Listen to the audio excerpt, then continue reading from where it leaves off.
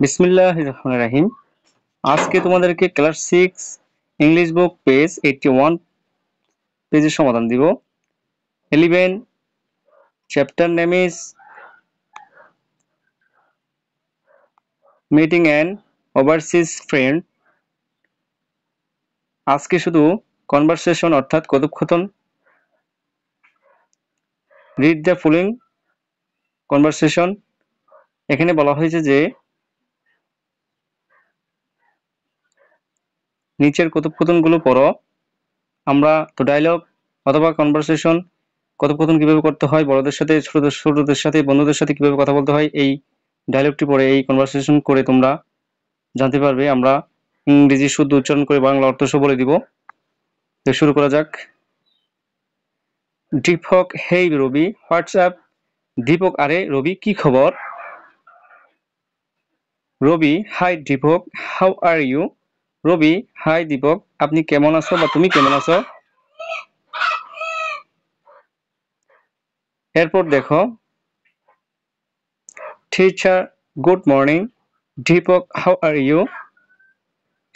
শিক্ষক বলছে যে শিক্ষক, শুভ সকাল। এখানে শিক্ষক বলেছে যে দেখো, এখানে দীপককে বলা হয়েছে যে শিক্ষক বলছে যে শুভ সকাল দীপক, আপনি কেমন আছেন? এখন Deepak, good morning mom, I am good. ম্যামকে বলছে দীপক, শুভ সকাল ম্যাম, আমি ভালো আছি। এরপর দীপক, হেই নাতাশা। দীপক, আরে নাতাশা। এটা বিস্ময়বোধক চিহ্ন, এক্সক্লেমেটরি সিন। নাতাশা বলতেছে dear brother, I feel hungry. Natasha, প্রিয় ভাই, আমার ক্ষুধার্ত লাগছে। এখন দেখো, দীপক, গুড মর্নিং হেলাল চাচা। দীপক বলতেছে শুভ সকাল হেলাল চাচা। হেলাল চাচা, good morning, you look very happy, what happened?